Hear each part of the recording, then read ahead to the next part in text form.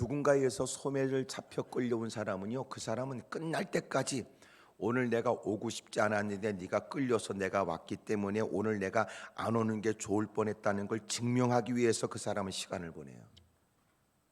무슨 말인지 알지요? 네가 나를 억지로 끌려왔지, 가정의 평화를 위해서 내가 질질 끌려오긴 했지만 내가 오늘 안 오는 것보다 오는 것이, 내가 너 때문에 오긴 했지만 내 말대로 안 오는 게 더 좋을 뻔했다는 걸 증명하려고 그 인간은 예배 끝날 때까지 악을 쓰고 곧단 것만 쳐다보고 앉았다 그 말이에요. 그래서 이 자리에 왜 왔는지가 중요해요. 이렇게 얘기하는 건 기도원 사역을 제가 오랫동안 벌써 수십 년을 해왔기 때문에 기도원에 올라온 사람들 제가 많이 이렇게 생각하잖아요. 자기가 올라온 듯해도 내가 올라온 것인지 주님이 이런저런 일들을 통하여 나를 이끌어 주셨는지는 하늘과 땅 차이예요. 그래서 대부분 아이고 올라왔다는 자체는 남다른 열심처럼 보여져도 올라왔는데 은혜가 없다는 것은 어떤 이유겠어요? 지가 올라와서 그래요. 근데 올라왔어도 주님이 이렇게 해서라도 나로 하여금 생소한 자리에 다가오게 하시고 이렇게 해서라도 전적으로 말씀을 듣고 기도하도록 하나님이 만드시는구나. 다르다니까. 전혀. 여러분 이 부흥회도 여러분 이왕이면 어쨌든지 참석했다면 이제라도 마음을 받고 하나님이 이렇게라도 나를 부르시는구나. 하나님이 내게 뭐라고 말씀하시는지 그럼 벌써 마음이 열려지잖아요. 마음밭이 네 가지가 있다는 거 아시죠? 성경에 가르쳐 주는 거. 예? 길가가 있고 가시덤불이 있고 자갈밭도 있고 옥토도 있어요. 씨앗은 똑같아요. 성경이 그렇게 주님이 표현하는 건 씨앗에 문제가 있는 게 아니고 씨앗을 받는 마음에 문제가 있다는 걸 가르쳐 주려고 네 가지 밭을 비유로 하신 거예요. 그러니까 네 가지 밭에 우리는 의아스러워요. 왜 길가에 떨어지고 왜 가시덤불에 떨어지고 왜 자갈밭에 떨어져? 옥토에만 이렇게 던지지. 어느 글을 보니까 그 당시에 씨를 어떻게 뿌렸느냐? 나귀 위에다가 씨앗자루를 얹어놓고 씨앗자루에 구멍을 뚫은 다음에 나귀를 끌고 다녔대요. 그래서 나귀가 움직일수록 그 씨앗자루에 있는 구멍에서 씨앗이 툭툭툭 떨어지니까 여러분 원하는 고기만 탁 떨어뜨린 게 아니고 어느 씨앗은 길가로, 어느 씨앗은 자갈밭으로, 어느 씨앗은 여러분 옥토로, 어느 씨앗은 여러분 가시덤불이 있는 곳으로 떨어진다는 거죠. 그럼 또 하나 의문이 생겨요. 근데 왜 그렇게 비효율적으로 농사를 짓냐? 그렇게 하지 말고 딱 집어서 옥토에만 이렇게 던지지. 그럼에도 불구하고 그렇게 하는 것은 그래도 그것이 옥토에 떨어진 씨앗이 30배, 60배, 100배로 맺기 때문에 그것도 우리가 생각하는 것과 달리 효율적이라는 거예요. 교회도 그런 것 같아요. 모든 사람이 다 여러분도 아멘을 다 안 하는 것처럼 모든 사람이 다 똑같은 건 아니에요. 그러니까 교회 안에 들어올 때부터 네 종류가 있으니까 네 종류의 사람들을 선별하기 위해서 다 여러분 무슨 들어올 때마다 무슨 공항 빠져나갈 때 막 삐하고 울리는 것처럼 뭐라도 좀 해놓고 말이죠. 막 뭐 길가 같은 경우에는 빨간불이 켜지고 가시덤불은 약간 니리끼리한 거 뭐 이렇게. 예. 그리고 옥토에 떨어진 것은 막 밝은 하여튼 파란색에 반짝반짝반짝해서 들어올 때부터 아유 저거는 옥토인가 보다 뭐 이렇게 선별이 되면 얼마나 좋겠어요. 문제는 그걸 누가 만들 것이며 설령 그걸 만들면 나도 걱정되는 건 나도 걸릴지 모른다 이런 생각도 들어요. 어쨌든 여러분 다 그런 사람을 선별하기도 어렵고 근데 여러분 그럼에도 불구하고 교회가 부흥되어지는 건 옥토의 사람들을 통하여 하나님의 나라는 확장되고 옥토의 사람들을 통하여 부흥되니까 누군가는 거지 같은 쏘가지 갖고 내가 일 안 하는데 교회가 될까 이렇게 말하는 건 얼마나 엉터리예요. 여러분 포도나무는 마치 가지가 막 뻗어나가는데 아름다운 열매를 맺고 열매를 맺지 못하는 가지는 가지를 잘라버린대요. 그러면 열매 맺지 못하는 가지를 잘라버리면 가지가 죽어요? 나무가 죽어요? 또 여긴 또 어려운 문제인가 보네. 여러분 가지만 죽어요. 그리고 하나님은 가지를 잘라내고 농부는 가지를 잘라내고 열매 맺는 가지는 더 가꾸어서 더 많은 열매를 맺도록 하는 거예요. 그러니까 우리가 맡은 바 일에 관해서는 기쁨으로 그 일을 감당해야지 일은 맡아놓고는 일을 안 한다고 해서 주의 나라가 주의 일이 이루어질 리가 있겠어? 그렇게 말하면 안 돼요. 우리가 일이 주어진다는 건 하나님이 우리에게 주신 기회고, 그런 중에 내가 일 안 하면 하나님의 일이 안 이루어지는 게 아니라 하나님은 그가 그 기회를 외면하면 주님은 다른 사람을 통해서라도 일을 이루시고야 만다는 거예요. 때는 1인 2역 3역 4역 일들이 고달플 수는 있겠지만 그런다고 해서 일하고 이 사람 저 사람이 칭찬 소리가 들려지면 아이고 나 없으면 교회가 어떻게 되려는지 몰라, 이렇게 말하면 안 돼요. 너 죽어도 교회는 부흥이 돼요. 네가 안 해도 주님의 일은 이루어지죠. 그러므로 주의 일은 내가 그 일을 할 수 있는 권한이 주어진 건 사실이지만 그것은 또한 주님이 누군가를 통해서라도 하실 수 있는 일에 누구와 비교한 부족한 나를 통해서 그 일을 이루시려고 하니까 은혜지요. 그래서 우리가 일을 맡은 사람이 해야 될 일이 뭐예요? 충성밖에 없어요. 죽도록 충성. 때로는 과중된 일인 듯 보여져도 기쁨으로 그 일을 감당하려고 애쓰고 힘쓰면 하나님이 그에게 감당할 수 없는 무거운 짐을 짊어져서 깔려 죽게 만드시는 거 아니에요. 주님은 그 일을 맡겨주시고 그리고 그가 그 일을 위해서 사력을 다하면 보이지 않는 손으로 그 일을 뒤에서 받쳐서 도와주세요.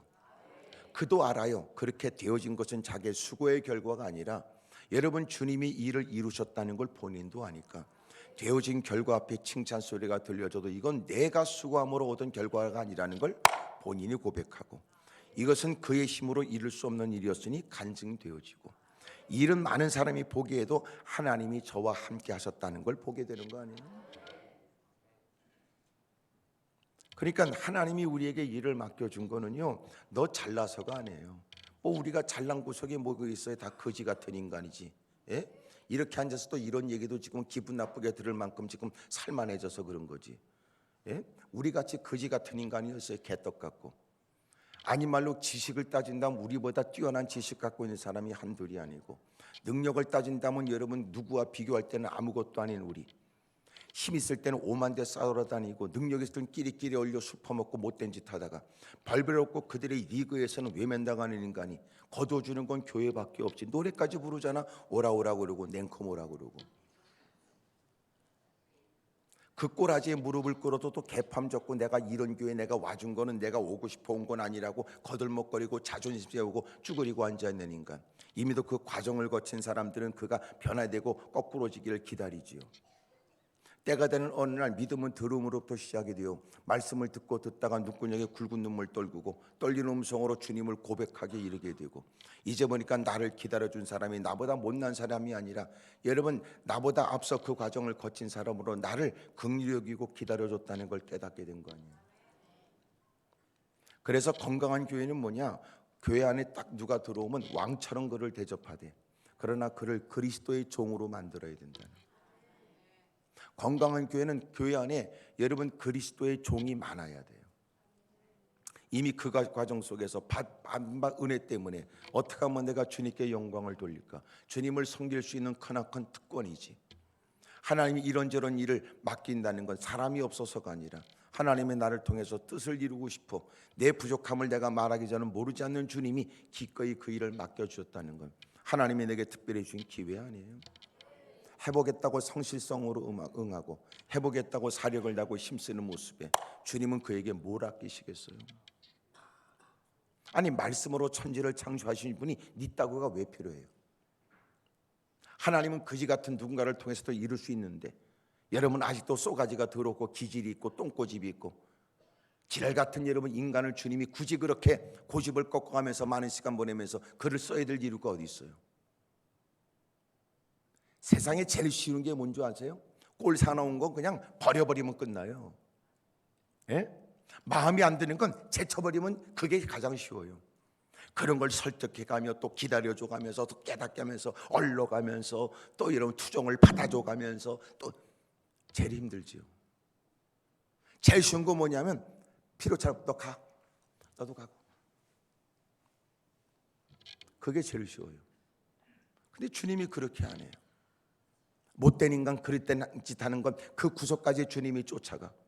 어떤 분이 그랬어요. 마치 하나님은 거룩한 사냥개처럼 도망가고 못된 짓 하는 그를 끝까지 추격한다. 그를 몰아세운다. 막다른 골목에 다가서서 그가 돌아서서 그 앞에 무릎 꿇을 때까지. 여러분, 하나님이 얼마나 지독스럽게 우리를 추격하여 결국은 우리에게 항복을 받아내시고 그리고 어마어마한 천국의 기쁨을 그에게 주신다니. 뭐라도 해야 될 처지에 할 수 있는 일을 깨닫게 하신 게 감사하지. 아멘입니까? 남달리 여러분 장로네 권사니 집사니 그 개폼 잡을 건 아니고 남달리 죽도록 충성해야 될 일이죠. 직분이라는 건 일하라고 주는 거지 호칭으로 주는 게 아니에요. 옆에 사람 다 물어봐요. 그쪽은 올해는 어떻게 할 생각이냐고. 다 시작.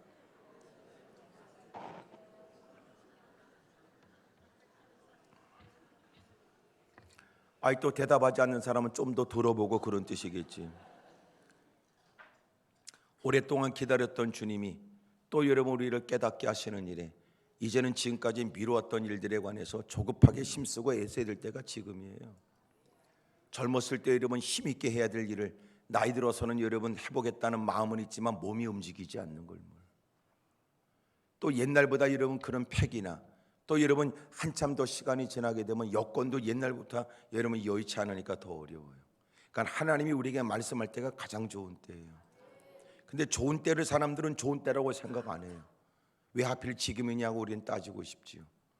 내가 안 하겠다는 건 아니지만 나중에 바쁘지 않을 때 하겠다고 얘기하고, 내가 안 하겠다는 거 아닙니다. 무척 착해 보이죠. 쥐뿔이나. 예수 믿으세요? 아유 믿어야지. 믿어야죠 목사님. 아유 목사님들 참 존경합니다 저는. 아유 그럼요. 사람이 살다 보면서 다 종교 하나씩은 갖고 있어야 되겠더라고요. 아유 그러면 저도 나가야지요. 아이고 얼마나 바쁜지 인생이 이렇게 참 고달프고. 아유 저도 믿어. 그런 것들은 아직도 안 믿는다는 거예요. 그러니까 예의적으로 대답하는 게 여러분 그게 신앙적 대답이 아니야. 교회 안에서도 하나님 말씀에 수긍하는 것 같아도 지적으로는 동의해도 여전히 삶의 현정에 들어가면 더럽고 못된 짓을 반복하고 사는데 뭘. 이제는 여러분 아주 간이 배 밖으로 나와서 옛날 같으면 회개하겠다고 울먹거렸는데 지금 회개도 안 해. 그리고 쭈그리고 앉아. 목사님 또 그 얘기하네. 또 그러고 또 지네끼리 앉아가지고 우리 목사님은 날마다 그런 얘기해. 우린 괜찮지만 새신자들은 시험 들겠다. 웃기고 있네. 지가 시험 들었지. 새신자들이 왜 시험 들어. 새신자들은 시험도 안 들어요. 왜냐하면 새신자들은요 시험이란 단어를 아직도 몰라. 늙은 것들이 혹시나 여러분 헌신 신고 다니는 것들이 나이만 퍼먹되 이런 믿음은 거지 같은 것들이. 하여튼 이 난곡이나 이쪽에는 없어요. 안양에는 무지무지 많습니다. 어디서 이사 왔을 것 같아? 그래요? 난 이제 알았네. 난곡에서 이사. 그러니까 참 여러분 엉터리 같은 사람 많아요. 여러분 신앙생활 잘해야 돼. 그래서 교회 안에 뭐가 있냐? 열등의식도 많고요. 상처 입은 사람들이 많아서 그래요. 겉으로는 신앙적 포장을 하고 겉으로는 이런저런 핑계와 이유를 대지만 그러나 인생에 상처가 있어서 열등의식, 비교의식 많아서 그래요. 그러니까 어떻게든지 그걸 여러분 표현하려고 그러고 표현해야 돼. 다른 거를 포장을 하고. 그래서 가면 갈수록 우리가 가면을 많이 써요. 가면 갈수록 나 아닌 나로 살아요. 그래서 신앙생활하면서 가장 은혜 받는 방법이 뭐냐? 솔직해지면 은혜 받아요. 진솔해지면 진솔. 근데 이게 진실해지지 않으려고 그래요. 참 문제예요. 여러분들 하나님 전에 다가와서 아주 진솔히 굳은 살을 벗겨내고 아셨죠? 회개하라고 그러면 회개하면 되지. 말이 왜 이렇게 많아졌어요? 회개하라면 회개하면 되지. 왜 이렇게 말이 많아졌어요? 참 웃기잖아. 내가 이런 회개하라고 막 그러면 누군가는 그렇게 싸납게 나를 쳐다보는 사람이 있어요. 너는 깨끗하냐 막 이렇게.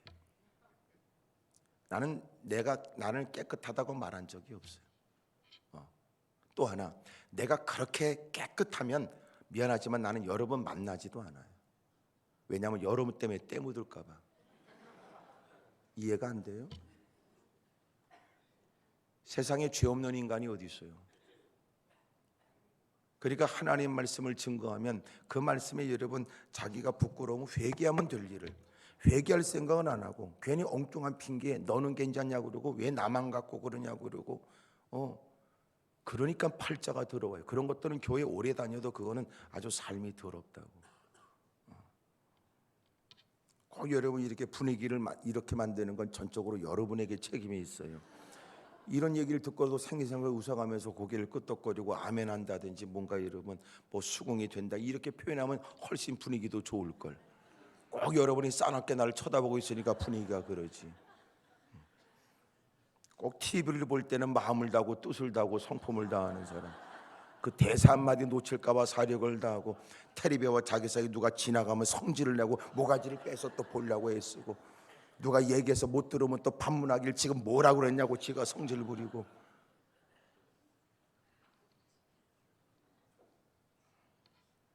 그래놓고 또 여러분 하나님께 엎어지면 온갖 복은 다 달라고 그러고 부들부들 떠는 거 보면 웃기잖아.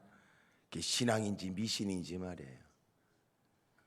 이렇게 여러분 부흥에 이렇게 만났으니까 자기를 살펴서 올해는 여러분 누가 대놓고 지적은 안 하지만 이렇게 부흥회를 통하여 하나님의 마음에 찔리게 하거나 생각나게 하거나 분별케 하거나 또 여러분 다시 되살아나게 하고 생각나게 하거든 이제라도 결심하세요. 우리는 예수님 믿고 착해질까요? 착해지나요? 착해질 수는 있을까요? 앞으로 기대해도 괜찮을까요? 보장이 안 되는 거예요. 보장이. 그래도 교회 처음 나올 때가 제일 좋아. 못 모를 때가. 막연하게라도 여러분 하나님이 계신 것 같잖아. 막연하게. 근데 놀라운 건 한 3년 지나면요 그때부터 뺀질뺀질해져. 그러니까 내가 보니까 이게 예수 믿고 3년 되면 다 죽어버려야 되겠더라고. 왜냐하면 제일 좋을 때 죽어야 되잖아. 믿음이. 근데 이제 3년 지나면 그때부터 뺀질뺀질해지는 거야. 아 이게 착해지는 게 아니더라고. 거짓말이 늘어나고 그러더라고. 옆에 사람 물어봐. 그쪽은 더 착해집니까? 물어봐요. 시작. 대답은 안 하고 웃지요? 대답하기 곤란하니까 웃는 거지 뭘 그래. 올해는 여러분 정말 우리 좀 착해져야 돼요. 예? 이상하게 우리가 이제 상처를 많이 입고 어렵고 힘드니까 그냥 보여지는 그대로 여러분 생각을 안 하고 이미 자기가 갖고 있는 나름대로 상처를 가지고 생각하니까 누군가를 여러분 나쁘게 생각하고 어떤 얘기도 여러분 자기가 갖고 있는 선입견 때문에 여러분 그런 얘기에 관해서 나쁜 감정으로 대하기도 해요. 참 이게 어려운 거야. 오늘 주님의 은혜로 인해서 여러분의 모든 상처가 다 치유되길 바래요. 예? 인간관계로 해서 입었던 상처도 다 치유돼서 누가 뭐라고 그러면 아 그러냐고 이렇게 수긍해야 되는데 모가지를 뒤로 젖히고 진짜 이러고 말이야. 예? 그러니 여러분 교회 안에서도 얼마나 우리는 긴장 속에 사냐고. 교회 안에서도 주님이 오실 날이 점점 가까웠어요. 더러워진 예복을 빨게 되기를 바라고 추하고 더러워진 때묻고 얼룩진 상상력도 좀 정화되기를 바라고 여러분 날마다 좀 깨끗해지기를 축복합니다. 악의 다툼 속에 살아가고 치열한 경쟁 사회에 살다 보면 그럴 수밖에 없지요. 그래서 여러분 교회 내에서 우리가 다시 회복해야 될 것 중에 하나가 뭐냐면 너무나 허비된 우리의 감정이 주님 앞에서 다시 회복되어서 울어야 될 일에 울어야 되고 기뻐할 일에 기뻐해야 돼요. 근데 그걸 다 잊어버렸어요. 그러니까 세상이 너무나 자극적이잖아요. 요새는 운동도요 그냥 재미없대요. 익스트림 스포츠 그래가지고요 막 그냥 뭐 길도 없는 저기 만년설에 가가지고 스키 타고 내려온다든지 그러다가 죽어버린다든지 이런 거예요 그냥. 셀카를 찍때 여러분 다 폐허가 된 공장 굴뚝에 올라가서 막 찍는다든지. 예? 그 아슬아슬한 그 높은 빌딩에 난간에서 이러면 셀카를 찍는 거예요. 하여튼 위험스러운 일을 서슴없이 해요. 그래놓고 또 여러분 하나님밖에 없으니까 처리하자고 그러면 지금 이 시대에 누가 처리하냐고 그러고 그러면서 지는 또 누가 또 전화 한번 하면 또 여러분 그 오밤중에도 그 먼 곳을 뛰어가고 그러다가 갑자기 자빠져다가 또 감동이 오면 또 부산까지 가서 뭘 먹고 와야 된다나 아침에 누꾼여기 복숭아 씨가 돼가지고 위용담처럼 지난밤 감동이 와서 거기까지 갔다 왔다는 걸 여러분 떠버리고 말이야. 이 짓거리는 서슴없이 하면서 참 세상이 아주 더러워지고 있어요. 그러면서 새벽에 엎드려 기도하라고 그러면 말이지 이 시대엔 누가 그렇게 들들 볶냐고 그러고 철야를 누가 그렇게 하냐고. 그래서 저희 기도는 그냥 철야하면 밤새도록 해요. 새벽 4시 반까지. 죽어라고 하는 거예요. 죽어라고. 봐요, 지금 여러분이 보이는 그 시선이. 참, 아주 내 입을 봉하게 하려고 했으니 아주. 지가 어디 언제까지 얘기하나 보자 그런 둔가 본데. 여러분도 한때 다 그랬어요. 그렇게 기도하고 교회도 마땅히 그렇게 했어요. 토요일날 출근할 때도 철야가 있었다니까. 밤새도록 밤을 새가며. 예? 하루 여러분 그렇게 품을 팔아야 먹고 살 때도 새벽 기도하고 철야를 했다니까. 그렇게 여러분 근근히 살아가는 처지에도 교회 활동 다 했고 교회에서 보내는 시간 교회 청소 다 해가면서 교회 행사 다 동참 그랬다니까. 그때는 여러분 내가 좀 더 시간이 있다면, 좀 더 기력이 있다면, 좀 더 여유가 있다면 더 헌신하고 더 봉사할 걸 그렇게 꿍꿍이 엎드려 묻은 물 쏟아 기도했는데, 지금은 환경이 좋아지니까 더 싸다로 다니고 놀러 갈 생각하고, 이제는 주일마저도 귀찮다는 거예요. 왜냐하면 이놈의 주일 때문에 말이야, 놀러 가는데 이놈의 주일이 중간에 딱 걸려가지고 힘들다고 말이야. 그리고 하는 얘기가 꼭 주일은 꼭 일요일에만 예배 드려야 되냐고 그 생각하고. 실제적으로 어떤 사람은요, 주일 예배를 꼭 주일날 일요일날 드리지 말고 토요일날 밤에 드리면 안 돼요, 이런 인간들도 있었다고요. 근데 더 놀란 건 실제적으로 지금 어느 큰 교회는요, 예배가 주일날 예배 드리는 게 아니고 토요일날 드리는 예배도 주일 일부로 쳐주는 데도 있어요. 내가 어느 큰 교회 가서 주보를 봤죠. 주보를 보면 그 교회를 대충 읽을 수 있으니까. 주보에 보니까 주일 2부 예배 순서가 있는데 주일 1부가 없더라고. 이렇게 큰 교회가 이렇게 인쇄가 실수할 리가 있나 싶어서 앞에 딱 넘겨서 제일 밑바닥 보니까 주일 1부가 있는데 주일 1부가 토요일날 드리더라고. 이런 사기꾼들이 어디 있어요? 예? 토요일날 예배 드리는 것은 여러분 나쁘다고 말할 수 없지만 토요일날 드리는 예배는 무슨 예배야? 예? 토요일날 예배지 무슨 뭐 그렇게 어려워요? 주일날 드리는 건 주일 예배지. 근데 여러분 토요일날 드리는 예배를 주일 일부 예배라고 취급하니 이것처럼 여러분 사기가 어디 있어? 이런 거짓말이 어디 있냐고. 가슴 아픈 일이지. 가면 갈수록 여러분 이게요, 교회를 등진다고 하는 게 이게 불신이 아니에요. 교회 안에서조차도 불신이 있다고 말이에요. 그래서 누가 오셔야 돼? 주님이 오셔서 갈라내는 거예요. 진짜와 가짜를. 주님이 오셔야 갈라진다. 남다른 직분 갖고 그 사람의 구원 여부를 알 수가 없어요. 충격적 얘기할까요? 여러분 어떤 분이 저한테 와서 여러분이 몇 분이 저한테 고백을 했어요. 무슨 고백을 했을까요? 글쎄 교회 권사님인데 세례 받은 적이 없는데. 있을 수 있어요? 교회 권사님인데 세례 받은 적이 없대요. 어떻게 이럴 수 있냐고요. 근데 이런 일이 실제적으로 있다는 거예요. 가슴 아픈 일 아니에요? 여러분 교회요, 여러분 다 몰라요. 목사님도 모르시. 왜? 얘기 안 하니까. 왜? 얘기하면 자기는 그 교회 못 다니죠. 그러니까 목사님께 얘기 못 해요. 얘기하는 순간 자기는 교회 못 다니죠. 창피해서. 그러니까 내가 교회 안 다닐 생각이 아니라면 목사님께 얘기를 못 하고, 누구한테를 얘기에 대해서 너무나 양심에 거스리니까 저한테 와서 고백을 했어요. 상상하지 못한 일이 많습니다. 제가 이렇게 강단에 얘기하는 거예요, 농담 같은 얘기 같아도 제가 허투른 얘기는 없어요. 남다른 직분이 있지만 구원받았을까요? 천만에요. 다 구원받은 것처럼 다 쭈그리고 앉아서 여러분 힘써 아멘 그러고 찬송하지만 본인이 알아요. 홀로 있는 공간에서. 적지 않은 분이 저한테 왔어요. 목사님, 저는요 남다른 직분이 있지만 저는 예수님이 안 믿어집니다. 예수님이 선지자라는 사실을 알아도 나는 예수님이 하나님의 아들이 안 믿어진다는데, 장로가 당신 천국 있는지 믿습니까? 가봐야 알죠. 그렇다고 얘기하는데.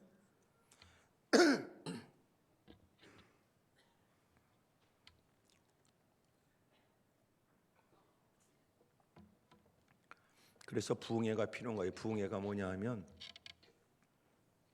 건강검진하는 것 같아요. 건강검진. 예? 있잖아요. 건강검진하면 딱 가면요, 고구마 굽는 통 같은 데 이렇게 들어갔다 나오고 그러잖아요. 다.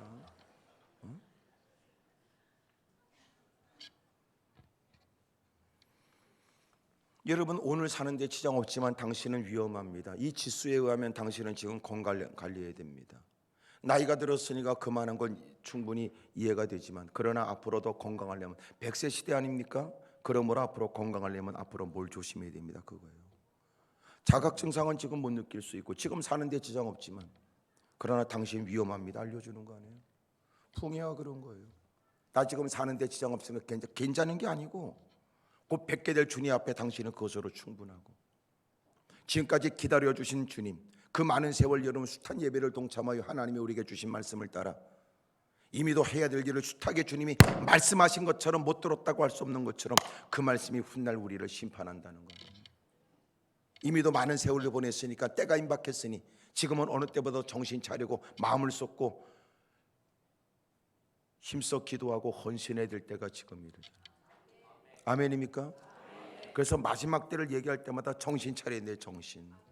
옆에 사람 다 얘기하세요. 저기 정신 차리지 않으면 호랑이가 물어간다고 그래요. 시작.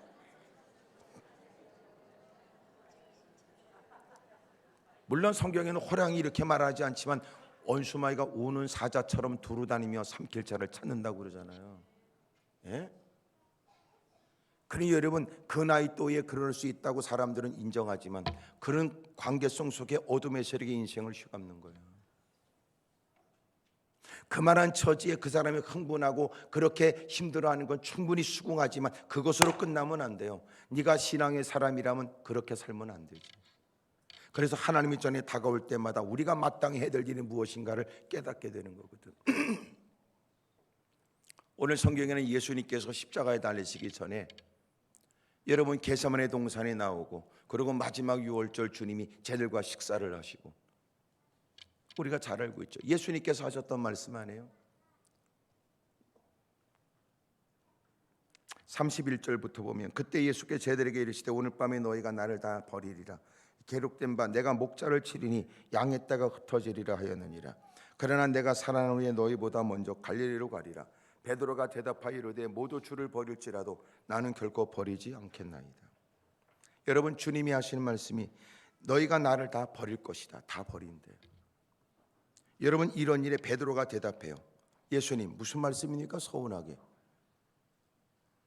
여기 있는 것들은 다 버려도요, 저는 아닙니다. 예수께서 말씀하시기를, 예수님께서 내가 진실로 내게 이르노니 오늘 밤 다 굴기 전에 네가 나를 3번 부인할 것이다. 아니, 나를 다 버리리라 이런 일도 기분 나빴는데 대놓고 그를 지목하여 네가 오늘 밤 다 굴기 전에 3번 나를 부인하리라. 화딱지가 났어요. 베드로가 이르되 흥분을 감추지 못하고 내가 주와 함께 죽을지언정 주를 부인하지 않겠습니다. 씨 그런 거야. 물론 성경엔 그게 없지만 여러분, 제가 그의 감정을 이렇게 담은 거예요. 예? 지금 베드로가 말이지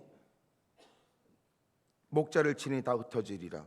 그랬더니 모두 주를 버릴지라도 결코 나는 버리지 않을 것입니다. 이러면 주님이 야, 너 참 고맙다, 착하다, 역시 네가 수자 이래야 되는데 주님이 이놈아 네가 나를 3번씩 부인할 거다 이놈아. 그러니까 마음에 흥분이 돼가지고 내가 주와 함께 죽어버릴지라도 함께 죽을지라도 나는 결코 주님을 부인하지 않겠습니다. 씨 그런 거야. 그랬더니 다른 제자도 그걸 들으니까 아니 그놈만 그래? 저 인간이 지만 잘나. 우리도 그렇습니다. 그러고 나서 주님이 이제 그들을 데리고 겟세마네라는 곳에 갔지요. 감람산 그곳의 한 귀퉁이에 겟세마네라는 곳, 기름틀이라고 불려지는 곳. 그것에 주님이 데려갔어요. 12제자 중에 한 놈은 예수님 팔러갔어. 그 누구야? 유다야, 유다. 가룟 유다. 하여튼 그 이름은 얼마나 더러우면 사람들이 그런 이름은 걔한테도 이름을 붙여주지 않아요. 말이 좀 어려워요. 우리는 너희들이 내 이름을 써라 그 말도 안 했는데 다윗을 열심히 갖다 붙이고 요셉도 태방 갖다 쓰지만 유다는 안 갖다 써. 그는 돈 줘도 그건 안 써. 재수가 없어. 그는 가룟 유다. 예? 그런데 여러분, 가룟 유다는 예수님을 팔아먹겠다고 대제사장 장로들 그들과 함께 어떻게 예수님을 팔아먹을 건지 여러분 갖고, 그래서 예수님을 넘겨주겠다고 그러고, 그리고 11제자를 데리고 주님이 겟세마네 동산으로 가신 거예요. 그리고 주님이 12제자 중에 주님께서 12제자 중에 한 산에 빠진 11제자 가운데 주님은 다 앉게 한 다음에 베드로, 야고보, 요한을 데리고 그리고 주님은 그들을 따로 데려가신 거예요. 너희들은 여기 앉아라. 11제자 중에 몇 명이 앉아 있어요? 8명 앉아 있고 3명은 따로 데려가시는 거야. 37절 베드로와 세베대의 두 아들을 데리고 가실 때 고민하고 슬퍼하사 이에 말씀하시되 내 마음이 매우 고민하여 죽게 되었으니 너희는 여기 머물러 나와 함께 깨어있어 기도해라 그래요. 잘 보세요.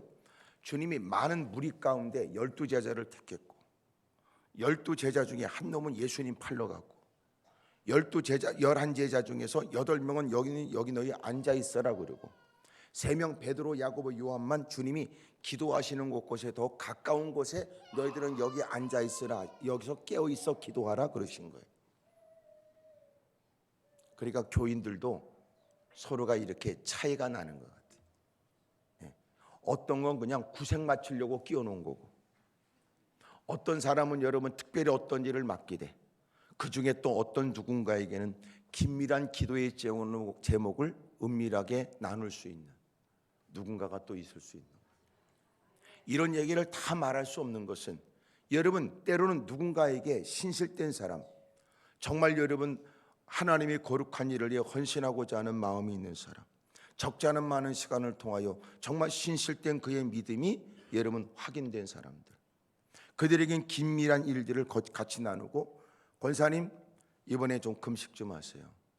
집사님 저기 오늘 좀 금식 좀 하십시오. 이런 얘기를 알아들을 수 있는 사람이 있잖아요. 알았습니다. 제가 오늘 금식하겠습니다. 그러나 모든 사람한테는 그런 얘기를 못해.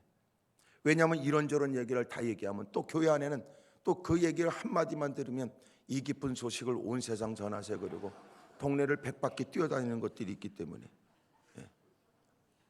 그러니까는 우리도 서로가 다 모르는 건 아니야. 친구라고 말하지만 친구 중에도 더 가까운 사람이 있을 수 있잖아요. 그러니까 12제자 중에도 여러분 3제자 베드로, 야고보, 요한은 주님이 야이로의 딸이 죽었다가 살아날 때도 함께 했어요. 변화산 산상에서도 엘리야 모세가 나타났을 때도 주님은 그들과 함께 해요. 그리고 겟세마네 동산에서도 주님께서 너희들이 나와 함께 깨어있어 기도해라. 그 3사람은 또 가까이 데려가셔서 기도하도록 하셨어요. 이왕이면 여러분도 주님의 최측근이 되길 바라요.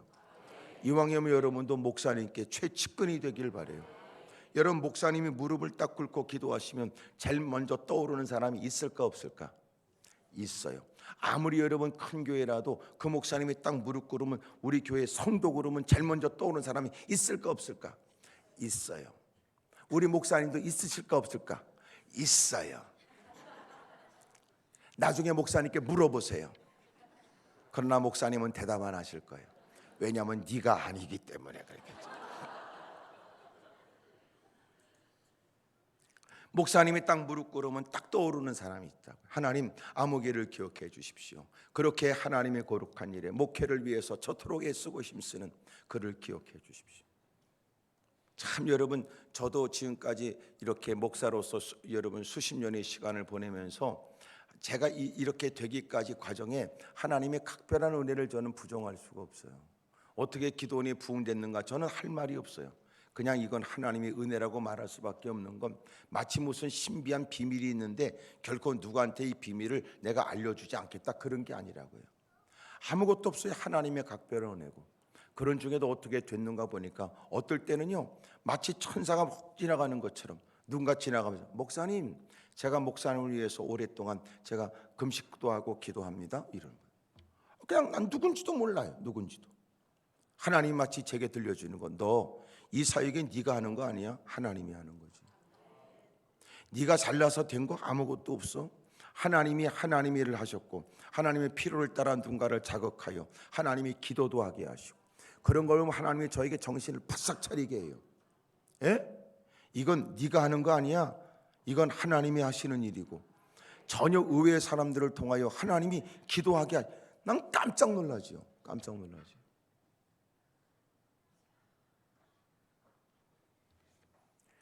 마침내 베드로, 야고보, 요한을 데리고 너희들은 여기서 깨어서 기도하라고 그렇게 말씀하시고, 그리고 마침내 주님은 가셔서 저만치 돌을 던져서 떨어질 만큼 적당한 거리에, 아주 멀지 않고 가까운 거리에, 그러나 서로가 기도가 방해되지 않는 곳에 가셔서 기도하셨어요. 아버지여, 이 쓴 잔이 내게서 지나가길 원하지만 그러나 내 원대로 마옵시고 아버지 원대로 되길 원합니다. 짧은 기도의 내용이었지만 사력을 다하는 그 기도는 모세간에 터져서 땀이 피가 배어져서 나오는 거예요. 그렇게 사력을 다하여 힘쓰고 애쓰고 더욱 간절히 기도해요. 적지 않은 사람이 소리내서 기도하는 것에 관해서 이상하게 생각해요. 고상하지 못한 기도라고도 생각해요. 유치한 기도처럼 생각해요. 난 그런 것들은 콧구멍을 찢어야 된다고 생각을 해요. 왜냐하면 성경에 관해서 무지하기 때문에 그래요. 히브리서에 기록하기를 예수님이 육체로 계실 때 심한 통곡과 눈물로 간구와 소원을 드렸다는 것, 예수님께서도 사력을 다하여 눈물 쏟고 부르짖으며 기도하셨는데 어찌 여러분 주님을 따르고 주님을 본받기 위해서 애쓰는 예수님의 제자임을 자처하는 우리가 주님에게서 뭘 배우고 있는 겁니까? 소리를 내야만 기도가 된다는 건 아니지만 때로는 예수님이 금식도 하셨고 예수님의 새벽 기도도, 날밤 새가며 철야의 기도도 습관이 배어지도록 기도하셨고, 예수님이 여러 번 심한 통곡과 눈물로 간구와 소원을 드리고 겟세마네 돈에 떨어지는 땀방울이 핏방울 되도록 기도하셨는데 도대체 너는 네 기질만 따지고 네가 하고 싶은 것만 따지면서 네 나름대로의 고상을 말하는 것처럼 오만함이 어디냐 말이에요. 이럴 수는 있어요. 아이고 나는 부르짖고 기도하는 거 나도 그것도 있어야 된다고 생각하나 어쩜 저는 참 그게 잘 안 되더라고요. 그건 이해가 되지. 하지만 여러분 자기가 안 된다고 해서 뭐 때문에 그렇게 소리내서 기도해야 됩니까? 하나님이 귀가 먹었습니까? 곧다고 인간들, 그건 잡류 같은 인간이란 말이에요. 소리를 낸다고 하는 것은 주님이 귀가 먹어서가 아니에요. 소리를 낼 수밖에 없는 내 마음 때문이지. 무슨 말인지 알아요? 지금 거리에 있는 사람이라도 내가 너무나 다급한 일 만나면 아 깜짝이야! 불이야! 여러분 그것은 여러분 사람이 듣게 하는 게 아니라 위급한 상황을 그 소리 속에 담아서 알려주는 거예요. 사람이 보이지 않는 여러분 전화 너머에 그 사람의 목소리를 들으면 그 사람이 지금 예전에 그 사람이 아니란 그의 마음도 느껴지고 나죠. 하나님밖에 없다면서, 당신 하나님밖에 없다면서, 주님이 되게 하셔야 된다면서, 주님이 불쌍히 여겨준 방법이 없다면서, 이 사람 저 사람 만날 때는 아무한테나 눈물 찔찔 짜고 장소를 막론하고 여러분 자기의 감정도 서슴없이 내놓는 인간이 세상에서 얻어지는 것은 상처밖에 없고 기대하는 것만큼 실망밖에 없는 처지, 하나님밖에 없는데 뭘 주저합니까?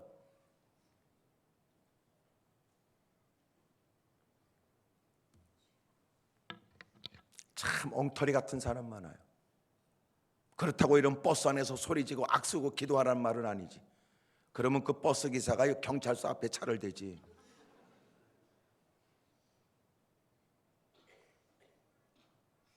여러분 당신이 그렇게 기도할 수 없다면 그렇게 기도하는 것도 배워야 되고, 당신이 그렇게 기도하지 못한다면 열심히 기도하는 사람 그 기도도 존중히 여겨야 되는데 못된 인간들이 헛소리 한단 말이에요. 지금 이 시대에 필요한 거 뭔지 아세요? 어느 때보다도 절박함으로 주의 이름을 부르는 거예요. 살려달라고. 예? 어느 때가 여러분 지금 이렇게 여러분 기독교가 세상에서 손가락질 받습니까? 어느 때 이렇게 여러분 기독교가 위기를 만난 때가 어디 있습니까? 이전보다도 더 사력을 다하여 주의 이름을 불러야 될 때, 고상 그렇게 말하는 것들은 고생을 안 해봐서 그렇다고 얘기하는 거예요. 새벽마다 여러분 질러대는 소리에, 담장을 넘어가는 기도 소리에 지나가는 사람도 자극받고, 예? 여러분 다시 기도가 살아나길 바래요. 옆에 사람 다 물어봐요. 심각하게 내일 새벽에 어떻게 할 거냐고. 시작.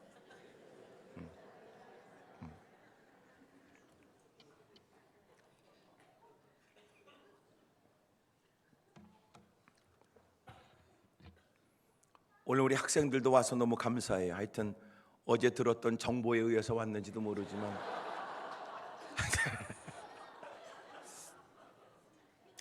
하여튼 시간이 지날수록 점점 숫자가 늘어나는 것은 우리 학생들이라는 게 눈에 띄지만 괜찮아요. 그래도 하여튼 교회를 자주 출석하는 게 복이야. 예? 교회를 자주 출석해야 돼요. 자꾸 교회를. 예? 여러분 자꾸만 아이들이 교회 오는 거 막으면 어디 가라고. 세상에 여러분 아이들을 부르는 곳이 곳곳에 많은데. 예? 자꾸 교회에 자꾸 와서 예? 교회 안에 들어오면 부모 저기 어른들이 말해, 너 교회 왜 왔냐? 곧다고 얘기하면 안 돼요. 예? 왔으면 잘 왔다. 기도하러 왔구나. 잘했다. 너 예배드려. 잘했다. 가끔 여러분 기회가 되면 너 점심은 먹었냐? 짜장면 사줄게. 그거 해서요. 그거. 예? 아이들이 교회 오면 말이지 그 어느 곳에 느끼지 못한 따뜻함을. 예? 교회만 오면 살 길이 있고 교회만 오면 희망이 되고 멀리서 교회를 여러분 생각만 하면 마음 가운데 소망이 생기고. 그거 해주세요. 그거. 아셨죠? 예? 자꾸 이러면 공부하라고 등 떠밀지 말고. 어느 교회에서 그런 짓을 어느 그 글을 본 적이 있는데, 그래서 그 교회에서 서울대학, 걔가 서울대학 안 가면 말이 안 된다. 그런데 이 아이가 얼마나 열심히 봉사하는지 말이야. 그냥 주일날 와가지고 말이지 예배 다 참석하고 교회 봉사하고. 아니 여러분 수능 시험을 봐야 되는데, 야 너 지금 고3이 이러고 있냐? 너 빨리 가서 너 공부해야지. 그런데도 걔는 절대로 그러지 않고 늘 했던 대로 열심히 교회 예배 다 참석하고 헌신하고. 그리고 시험 봤어요. 붙었겠어 떨어졌겠어?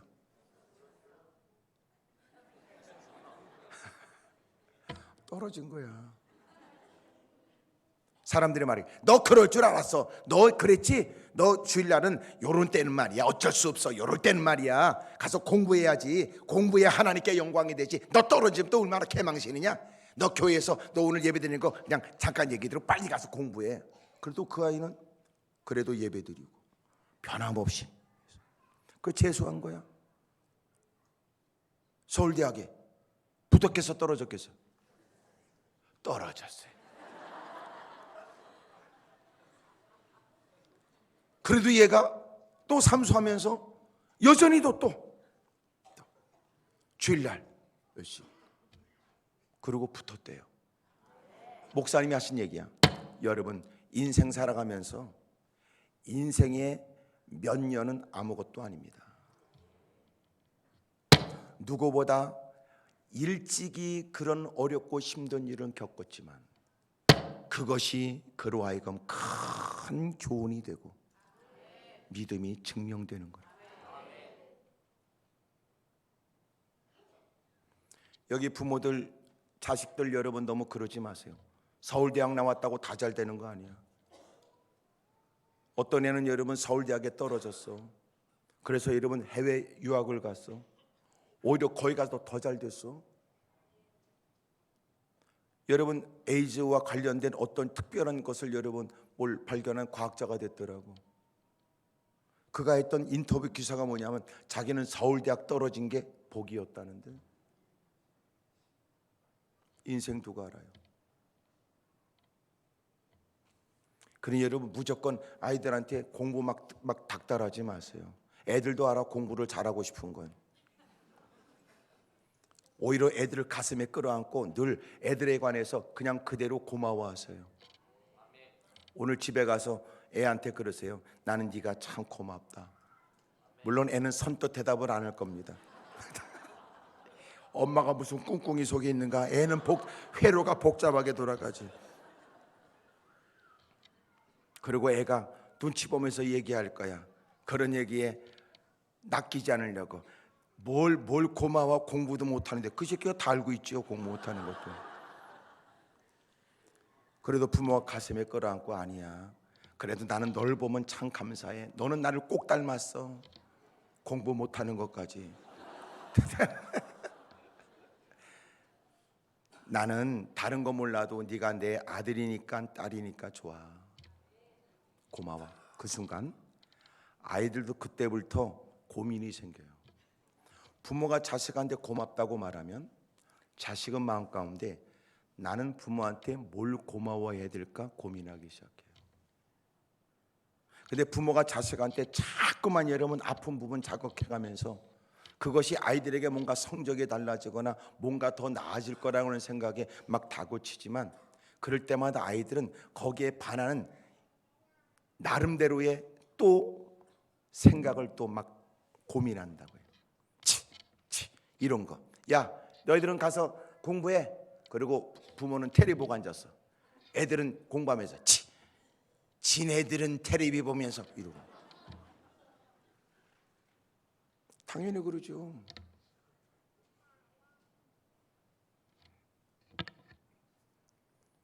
오늘 여러분 아이들 잠깐만 누구와 비교하지 말고 그냥 아이들은 그대로. 유대인들은 자식들을 그렇게 가르친다고 그래요. 아이가 어느 날 밖에 나갔다 들어왔어요. 막 엄마 그래 엄마 이웃집 아무개는 피아노도 잘 치는데 나는 이게 뭐야? 그러니까 엄마가 그 아이를 꼭 껴안아주고 아니야 너도 잘하는 거 있어. 애가 눈이 시려워서 나는 뭘 잘해? 너는 엄마 심부름 잘하잖아. 이게 한국의 교육의 문제예요. 우리는 이런 얘기를 웃잖아요. 근데 그 아이들이 잘하는 건 그 아이들이고 너도 하나님이 이웃서 이 땅에 존재케 하셨으니까 너도 잘하는 게 있다는 거예요. 남들도 존중히 여기고 너도 존중받아야 될 대상이라는 거예요. 우리는 그걸 안 해요. 그걸. 인생 누구 알아요? 이런 얘기 들어보셨어요? 그렇게 속속인 놈이 나중에 효도는 그 놈이 한다네. 대기만성이란 말 들어보셨지요? 오늘 잘한다고 앞으로 잘할 건 뭐 있어? 한마디 해줘야 되겠네. 그 얘기 생각나서 어떤 분이 저한테 넋두리 하면서 했어요. 딸이 있었어요. 너무나 잘 자랐어요. 멋지게 자랐어요. 대빵 하여튼 이쁘게 잘 자랐어요. 노래도 대빵 잘해요. 흥분 속에 저한테 하는 얘기가 CCN 가수 아무것도 아니래네요. 정말 잘생겼고 정말 하여튼 키도 크고 정말 노래도 잘했대요. 그리고 어릴 때부터 믿음 생활 잘했대요. 그랬던 아이가 어느 날 이성교제에 누구를 좋아한대나? 아무리 봐도 이거는 서로가 두 사람이 만날 사이가 아니래요. 부모가 만류했어요. 놀란 건 집을 나가버렸어요. 그분들이 넋두리 하면서 우리 애가요 교회 잘 다녔어요. 봉사 열심히 했어요. 노래도 잘했어요. 그런데 안타깝게도 인생 누가 알아요? 뭘 장담해요? 오늘 뭘 봐서 이러면 괜찮아요? 주님이 도와줘야 돼. 주님이 날마다. 자식 자랑은 참 위험하다고 그러더라고요. 예? 자식 자랑은 정말 위험하대요. 절대로 자랑할 거 아니에요. 예? 자식 키우는 입장에 남의 여러분 자식 함부로 말할 것도 아니래요. 그저 우리는 오늘 하나님의 은혜로 살아요. 믿음으로 살 것을 가르쳐 주세요. 여러분 하나님의 사람인 것을 기억나게 하세요. 무엇보다도 교회 안에서 가장 사랑을 많이 받게 하세요.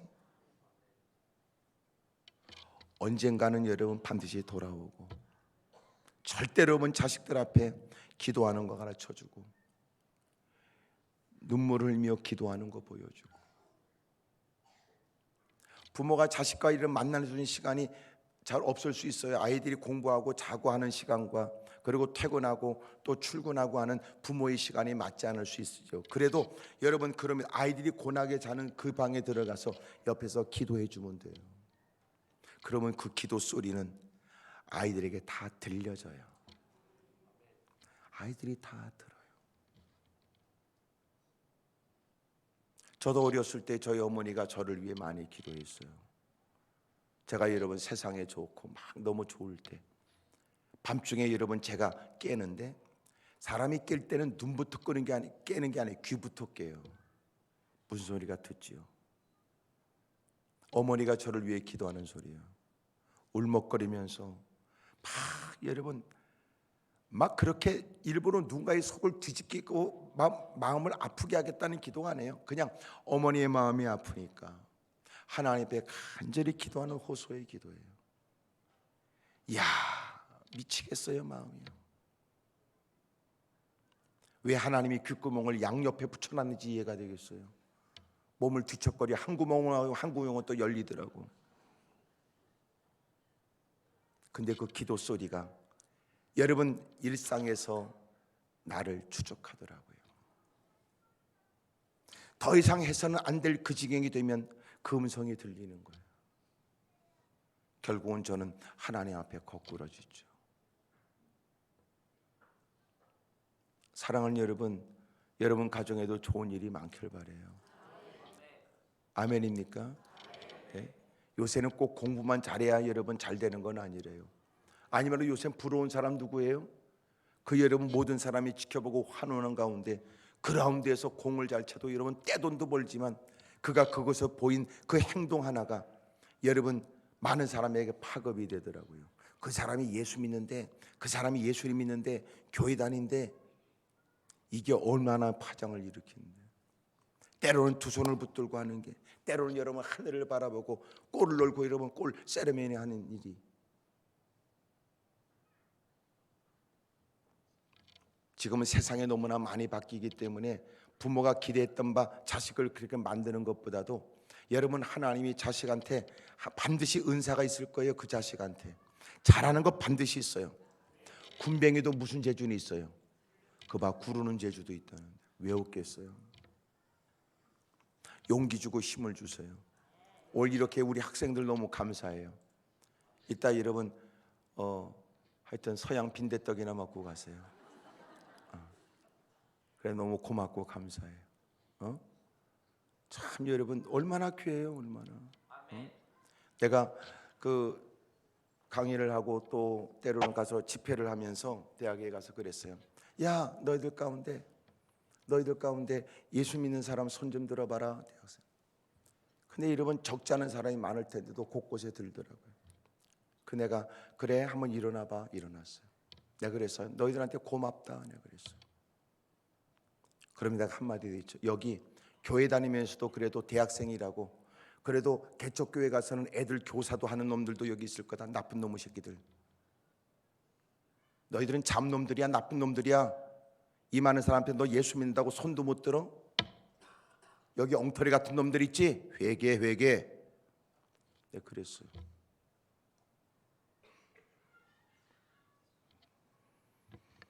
이렇게 여러분 신앙생활 하려고 하는 우리 학생들 너무 감사해요. 지지합니다. 응원합니다.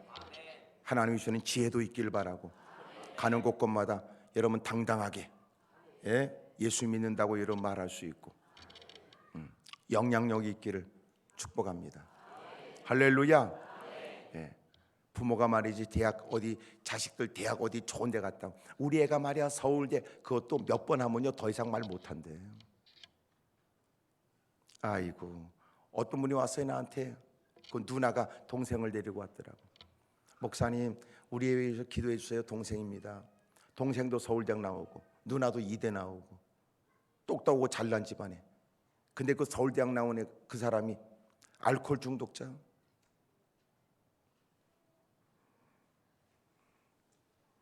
아무 소용없지 뭘 그래.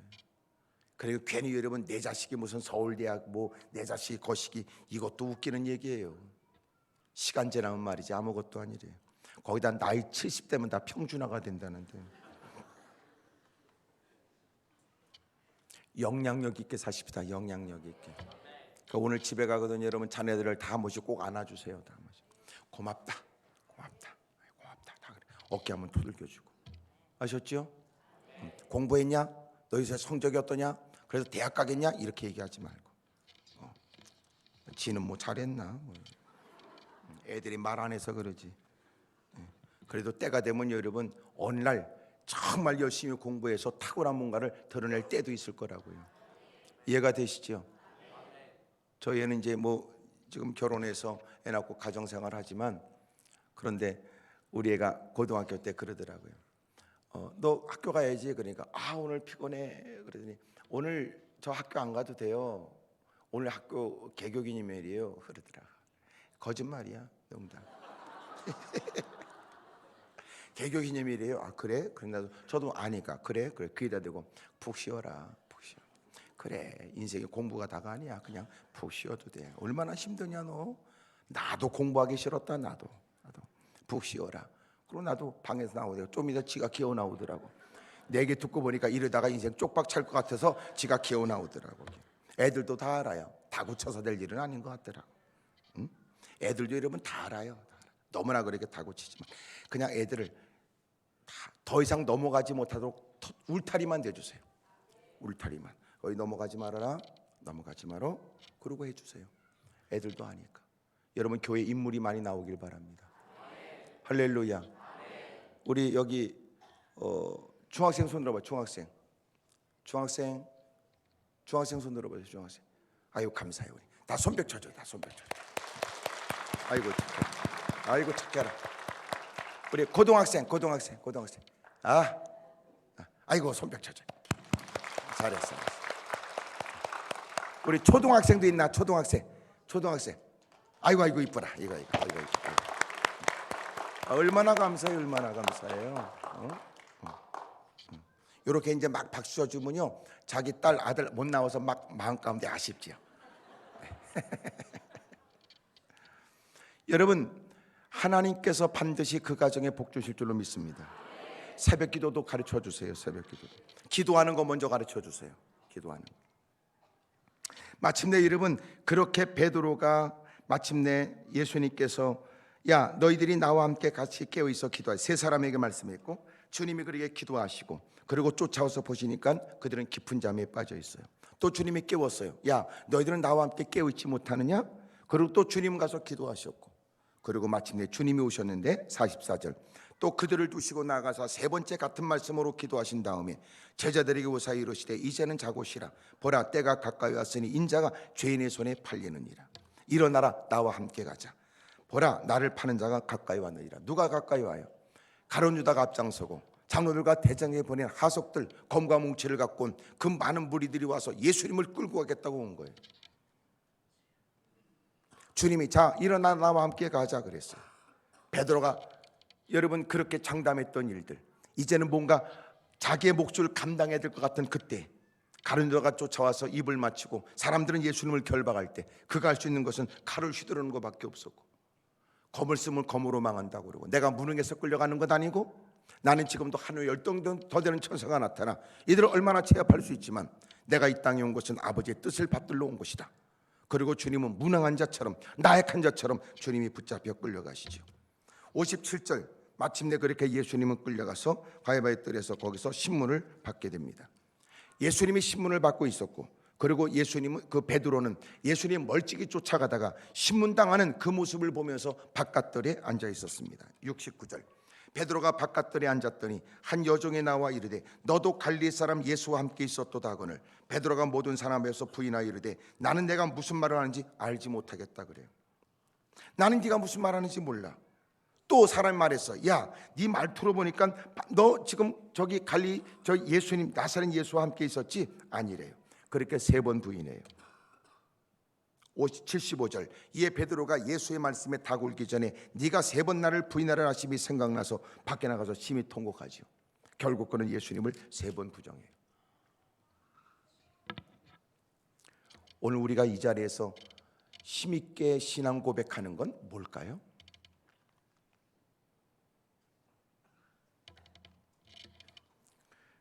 베드로가 내가 주와 함께 죽을지언정 결코 주님을 부인하지 않겠다고 그랬어요.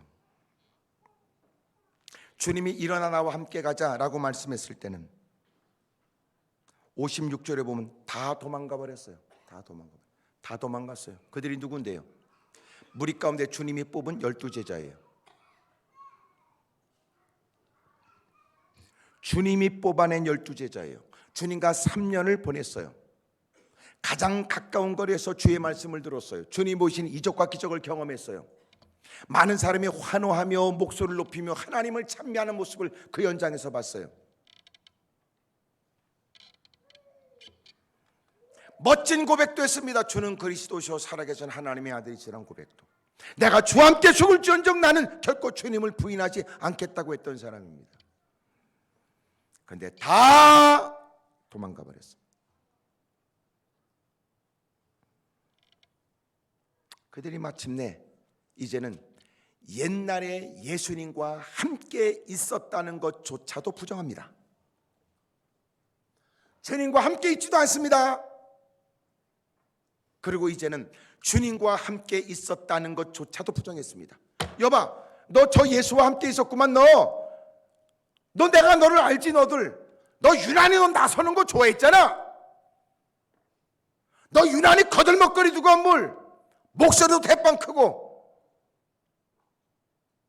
너 사투리도 유난스럽고 우리가 기억하지 너.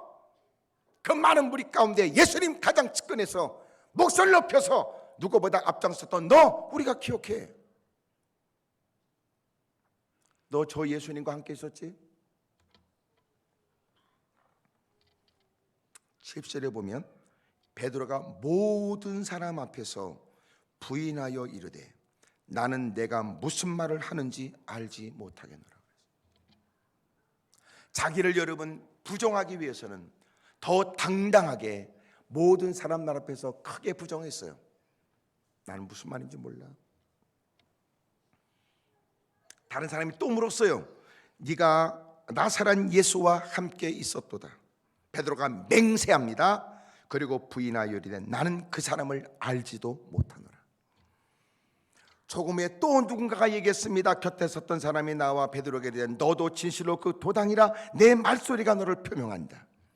그가 저주하며 맹세하며 그는 나는 그 사람을 알지 못한다고 부정했습니다. 누가 그랬습니까? 베드로입니다. 여러분, 주님이 지금도 우리에게 말씀하세요. 자, 나와 함께 가자. 주님과 함께 간다는 건 뭐예요? 고난, 고통, 시련, 역경이 있는 거예요. 수치, 모욕을 당하는 곳이에요. 평상시 예수님 무사람들의 환호 소리 들을 때는 너도 나도 앞장서서 예수님 가장 가까운 사람이라는 걸 나타내려고 했었던 인간들, 주님 곁에 있어서 내가 저 예수님의 제자라는 걸 과시하고 거들먹거렸던 인간들, 그만하면 주님을 결코 떠나지 않을 것 같았던 그들이지만 주님이 고난과 모욕과 수치를 당하는 그 현장에 일어나 나와 함께 가자라고 말씀할 때는 다 도망가 버렸고, 평상시 나는 주님과 함께 죽을지언정 결코 주님을 부인하지 않겠다고 했던 베드로는 많은 사람들 앞에 또렷한 음성으로 확고하게 자기의 거짓말을 더 진실인 양 얘기하기 위해서 저주하며 맹세하며 부인했습니다. 베드로입니다. 오늘 이 자리에서 우리가 하는 고백은 뭘까요? 이 자리를 떠나 밖에 나가게 되면 전화 한 통하면 생각이 뒤집어지고, 돈 몇 푼이면 또 홀랑 뒤집어지고,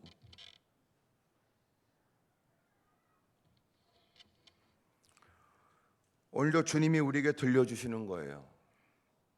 나와 함께 가자. 나와 함께 가자. 확실한 건 그가 갖고 있는 직분으로는 주님과 함께 할 수 없어요. 제자라는 이름 갖고 안 되잖아. 목사, 장로, 권사, 집사 갖고는 함께 못 간다니까.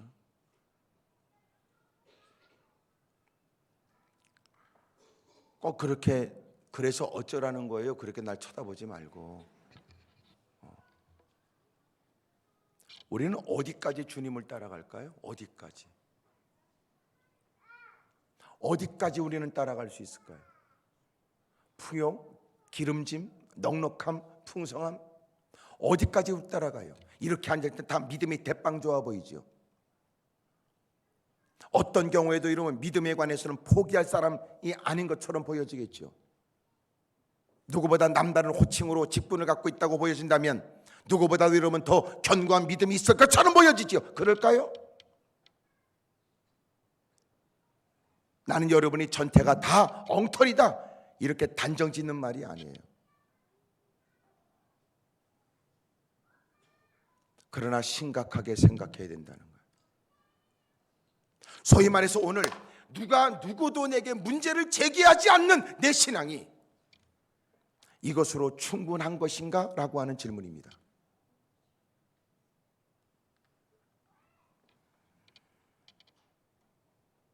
저는 목사가 되기 전에 제일 어려웠던 게 뭐냐면 순교에 대한 문제예요. 순교. 나는 순교 못하겠더라고. 눈도 큰데 겁도 많은데 나는 못하겠더라고. 하나님이 저에게 사역자의 길을 걸어가라고 그러는데 저는 갈 수 없다고 생각을 했어요. 저는 못합니다. 주기철 목사님의 순교처럼, 순교 영화가 나오잖아요. 순교 영화. 그 순교 영화 보셨어요? 예? 송판에다가 대못 박아놓고 여러분 그렇게 뒤집어 놓고 거기 밟고 지나가라 막 이러는 거. 나는 그거 못하겠어. 예?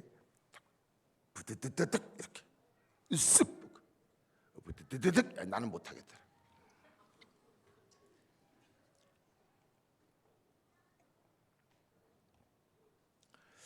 여유 있게 보내는 여러분들은 거기서 뛸 기세인데 여러분들은 나는 못하겠어. 나는 못하겠더라. 난 아무리 봐도 난 못하겠어. 주님, 저는 목사 못합니다. 목사가 되려면 그 정도는 해야지. 나는 못합니다. 근데 나중에 알고 보니까 제가 집회 다니다 보니까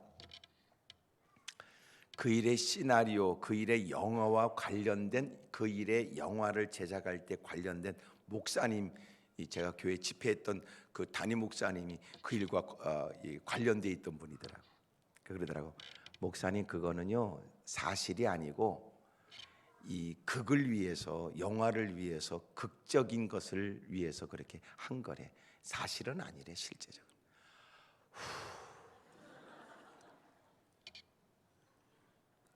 이건 이제 뭐 몇 년 전에 제가 듣게 된 얘기고, 아무리 봐도 나는요 순교 못 하겠더라.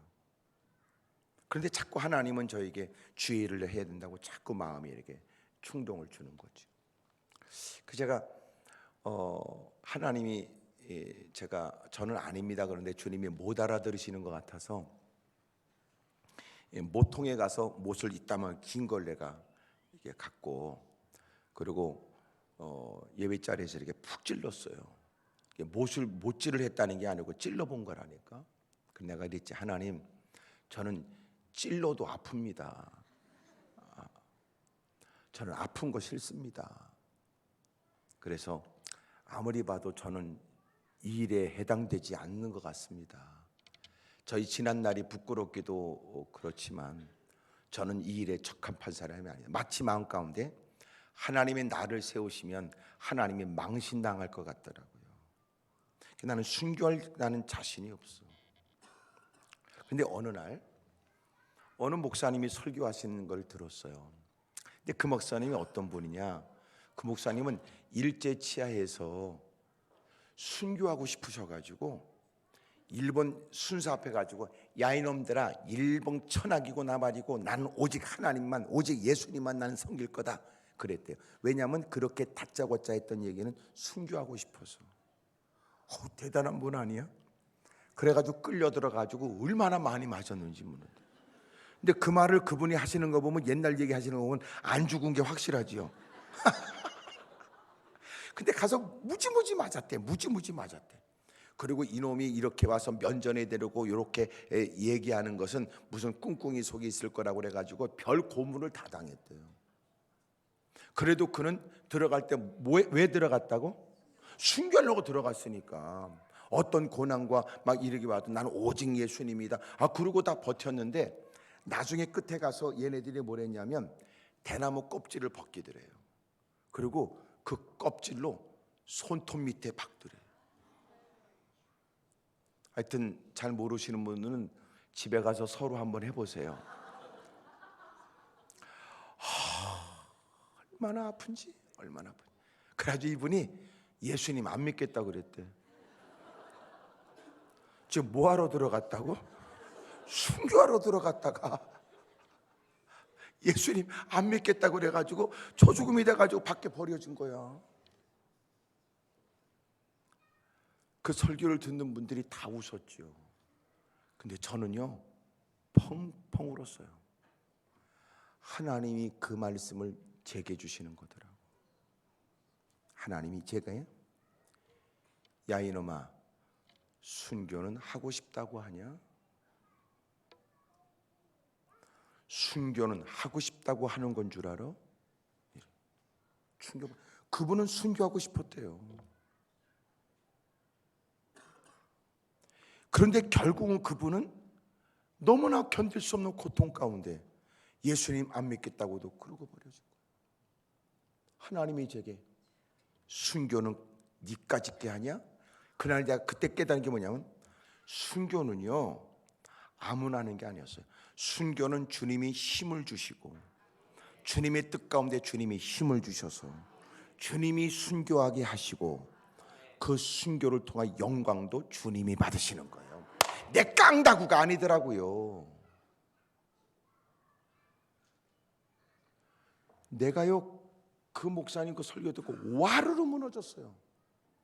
하나님, 이제 보니까 내가 뭐를 할 수 있다 없다 이 말이 아니었군요. 그저 주님 말씀대로 순종하겠습니다. 그러고 오게 된 게 여기까지 왔고 오늘도 독한 여러분을 또 만나고 있는 겁니다.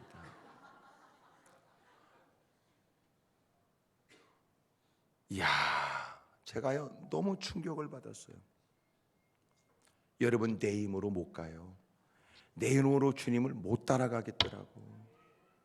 여러분 기꺼이 주려 죽어요? 못합니다. 못합니다. 내 힘으로 안 되는 거야. 내가 할 수 있는 것은 하나님의 은혜를 구하는 것밖에 없더라고. 그래서 주님 말씀하시기를 너희는 나와 함께 깨어있어 기도하자고 그랬는데, 여러분 기도하지 않은 그들, 이미도 무사람과 비교된 듯한 직분에 누구보다도 비교된 제자의 모습으로 누구보다 최측근의 사람으로 곁에 있었지만 결국은 주님과 동행하지 못해요. 직분으로 따라가지 못합니다. 안 됩니다. 안 됩니다. 여러분 지금까지 경험 가지고도 안 돼요. 경험 가지고도 안 돼요. 주님이 두 사람씩 짝을 지어 보낼 때 놀란 건 귀신도 떠나갔잖아요. 경험 가지고도 안 돼. 베드로는 누군데요? 멋진 고백도 했는데요. 고백 가지고도 안 되는데. 주님을 따라가는 이 길은 주님의 은혜로만 가능한 거예요. 그러므로 기도를 빼놓고는 사역을 말할 수 없고, 기도를 빼놓고는 믿음을 말할 수가 없어요. 사람들은 이렇게 생각해요. 믿음과 기도를 별개로 생각하지요. 믿음과 기도는 별개가 아니에요. 믿음이 있는 사람은 반드시 기도하지 않을 수가 없어요. 어떻게 믿음이 있는데 기도를 안 한단 말입니까? 나는 믿기는 믿는데요, 기도는 제가 요새 못했어요. 과연 그게 진짜 믿음일까요? 그가 정말 주님을 믿는다면 그 어떤 것보다도 더 급한 일이 기도라고 생각하겠죠. 긴급한 만큼 기도보다 더 중요한 일이 있겠는가 싶겠지요. 주님을 따라가려면 주님 말씀하신 것처럼 여러분 더불어 깨어 있어야 돼요. 기도 없이는 어떻게 하나님 일을 합니까? 그 많은 사회적 지위가 있고 경험이 있거나 누구보다 연륜이 있긴 하고 가지고 그 많은 거야 나도 얼마든지 천만에요. 주의 일은 영적인 일이에요. 생각지 못한 일에 넘어져요. 예기치 못한 일에 관계가 틀어져요. 생각지 못한 일에 와해가 돼버려요. 하나님이 도와줘야 되니 기도 없이 어떤 일을 감당합니까? 직분이라는 건 그 일을 할 수 있는 자격을 말하지만 기도해야 하늘로부터 그 일을 감당할 힘을 얻잖아요. 이런저런 건 모르진 않지만 결정적 순간에는 꽁무니 빼고 도망가 버려요. 일어나 나와 함께 가자. 누가 끝까지 동행할까요? 여러분 기도 없이는 주님과 동행할 수가 없어요. 하나님 저를 좀 도와주십시오. 제게 지혜도 힘도 좀 주십시오. 새벽에 엎드려 기도하는 거 그래서 하루 일과의 중요한 일이고, 무엇보다도 그 어떤 일이 시작 전에 하나님께 매달려 하나님께 은혜와 은총을 힘을 구하는 것은 무엇보다도 아름다운 결과를 기대한다면 마땅한 일입니다. 오늘 뭘로 장담할까요? 여러분 목사님도 계시지만 저도 지금까지 여러분 사력을 달고 몸부림치고 있었어요. 나도 해볼 만한 일은 미친 짓이라고 누가 말할지 몰라도 나름대로 해보려고 몸부림쳤지요. 분명한 사실. 그럼에도 불구하고 자신할 게 아무것도 없어요. 하나님이 도와주지 않으면. 아멘입니까? 기도로 발걸음을 떼고 또 기도로 결정하고 기도를 통하여 공급되는 힘으로 그 일들을 감당하려고, 죄를 감당하려고 애쓰지 않는다면 여러분 우리는 장담한 것만큼 수치를 당하게 되고 충분하다고 말했던 만큼 우리는 어려운 일을 겪게 될 겁니다. 오늘 주님이 일어나 나와 함께 가자고 말할 때 동행하는 사람이 없었던 것처럼, 여러분 인해교회, 제가 볼 땐 여러분도 어느 교회 못지않은 열심히 해요. 그리고 그 어떤 교회와 비교될 만큼 열심인 것도 사실이에요. 내가 립서비스로 얘기하는 게 아니라 그래도 여러분들이 참 열심으로 훈련받고 열심으로 이렇게 애쓴다는 게 저도 느껴져요. 하지만 일어나 나와 함께 가자고 그러면 과연 누가 끝까지 따라갈까요? 좋은 일에는 너도 나도 여러분 얼굴을 보이지만 힘들고 어려운 일에 과연 나설 만한 사람이 어디 있어요? 사랑하는 여러분, 끝까지 주님을 따라갈 수 있기를 축복합니다. 옆에 사람 물어봐요. 그쪽은 어디까지 가능하겠냐고 다 물어봐요. 시작.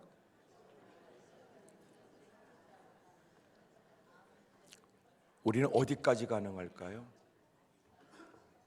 예수님을 믿는다는 것 때문에 모욕도 있고, 예수님을 믿는다는 것 때문에 상처도 있고, 전도하면서 겪게 되는 모욕이라는 것은 크나큰 기쁨이었던 걸 저도 기억해요. 오늘 특별히 주님이 일어나 나와 함께 가자는 얘기에 부끄러운 자신을 발견할 수 있다면, 문제의식에 다시 기도하겠다고 결심하게 된다면, 자기를 진정고 살펴서 나도 이제부터는 끝까지 주님을 따라보겠다는 모습으로 여러분 새롭게 믿음을 다질 수 있게 되기를 축복합니다. 할렐루야. 끝까지 가시자고요. 끝까지. 그래서 능력이 뭐냐? 제가 보니까 능력은 누구 멱살을 잡는 게 능력이 아니고 진짜 능력은 끝까지 가는 거예요. 끝까지. 끝까지. 우리 주변에 그런 사람이 있어요. 교회 다니다가 상처 입었다고 그러고 오히려 교회 다니는 사람을 비방하고 다니는 사람들. 다녀봤는데 곧다고 얘기하고 해봤는데 곧다고 얘기하고. 저와 여러분들은 끝까지 가십시다. 그래서 천국 가게 되면 놀라운 일을 두 가지를 본다니.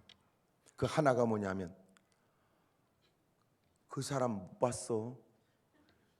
그 사람이 안 온 것 같은데 이거예요. 와야 될 것 같은데 안 온 사람도 있대. 두 번째, 어우 저것도 왔어? 그러기도 합니다. 상상도 하지 못할 일이 있다니. 이 자리에 있는 것 같고 모른다는 거야. 오늘 다 믿음이 있어 보이지만 실상은 아닐 수 있다는 거고, 지금까지 보였던 걸 보면 그 사람은 정말 확실한 것 같은데 아닐 수도 있다는 거예요. 아이고 참. 하여튼 내가 여러분을 피차 이렇게 다 모른다는 게 감사하다고 나는 생각을 해요. 네. 내가 얘기했잖아. 내가 여러분을 다 꿰뚫어 아는 은사가 있다면 나도 괴롭지만 여러분도 괴로울 거라고. 피차 잘 모르니까 이렇게 편하게 앉아 있는 거지. 그래도 말씀 가운데 마음에 느끼는 건 있을 테니까 우리 끝까지 승리하기를 주 이름으로 축복합니다. 할렐루야. 찬송을 하겠습니다. 324장 예수 나를 오라 하네.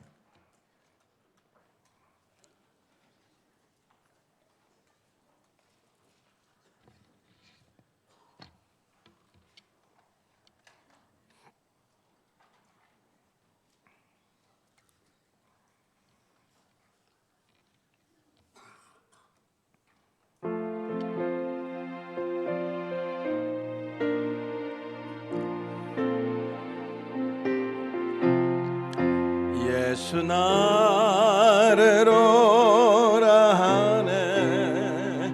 예수 나를 오라 하네. 어디든지 주를 따라 주와 같이 하려네. 주의 인도하심 따라 주의 인도하심 따라 어디든지 주를 따라 주와 같이 하려.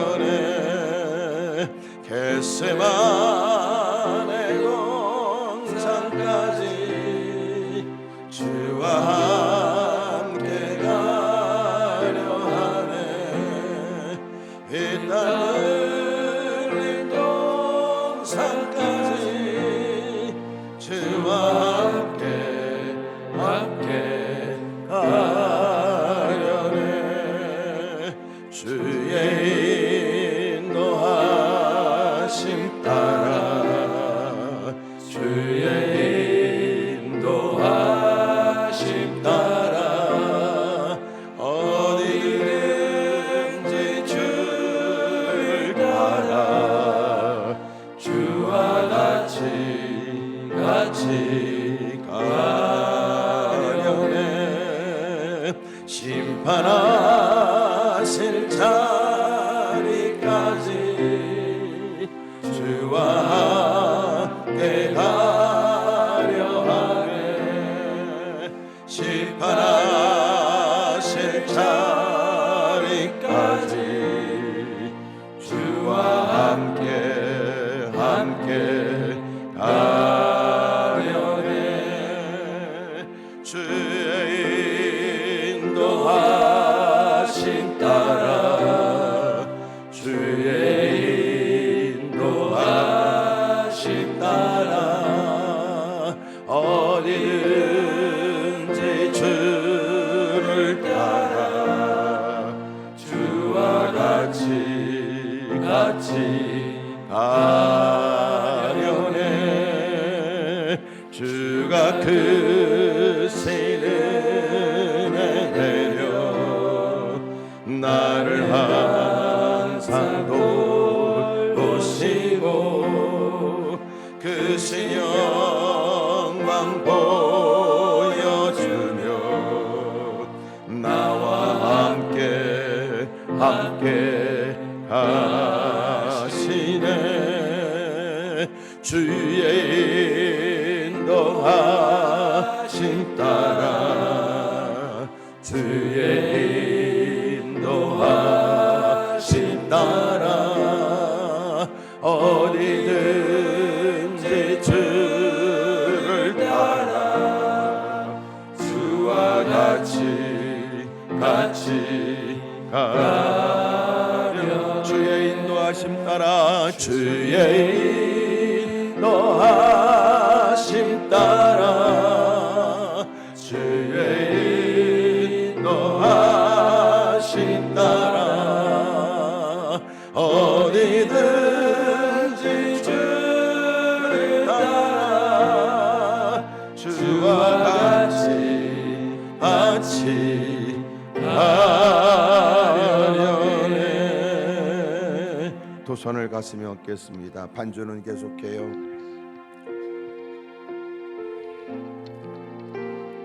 때로는 예배를 동참하는 것도 벅찼던 사람, 때로는 설교를 들으며 설교를 수용하기도 때로는 힘들었던 사람, 삶의 연장에서 그렇게 말씀대로 사는 것은 참으로 쉽지 않다고 늘 부끄러운 일은 여전히도 반복되어져 살아왔던 사람, 마침내 나와 함께 가자는 주의 음성 앞에 우리는 어디까지 동행이 가능할까?